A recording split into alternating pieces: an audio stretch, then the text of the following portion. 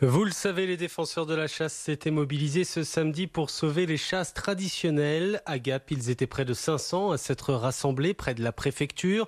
Chasseurs, élus et agriculteurs. À Digne-les-Bains, ils étaient presque 300 selon les autorités à manifester pour demander, entre autres, le maintien des chasses traditionnelles. Mais si le monde de la chasse est inquiet, c'est toute la ruralité qui est en danger.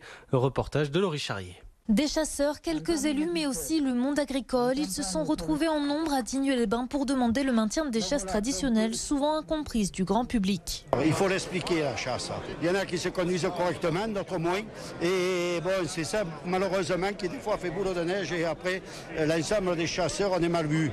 Alors que c'est des traditions qui ont toujours existé. Parmi ces pratiques, la chasse à la glu, dénoncée depuis quelques années par des associations, elle est devenue impossible à pratiquer depuis le début de l'été. Une décision prise par le Conseil d'État qui touche principalement les Alpes d'Haute-Provence, qui était l'un des derniers départements à la pratiquer. Toi, qu'y a-t-il de plus beau quand le papy prend son petit-fils par la main et lui inculque dans cette culture ce qu'est la glu? Le combat contre la chasse est un combat idéologique.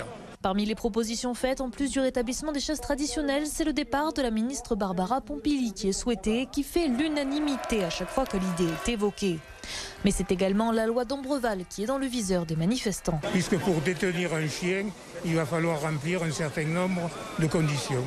Au-delà de la chasse, c'est la ruralité qui est menacée par ces décisions. Là, c'est de la politique. C'est parce qu'on veut nous détruire. Le président de la République savait très bien ce qu'il faisait quand il mettait Barbara Pompili au ministère de l'écologie. C'est un peu comme si vous mettiez un loup dans une bergerie.